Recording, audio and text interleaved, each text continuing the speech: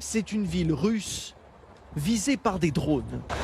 Belgorod, près de la frontière, obligeant 200 personnes, dont des enfants, à fuir.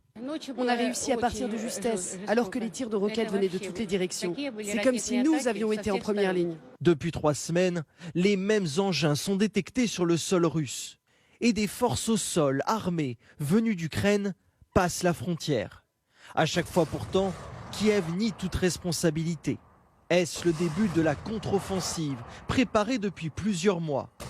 Plutôt une transition entre 2 séquences, selon Jérôme Pellistrandi.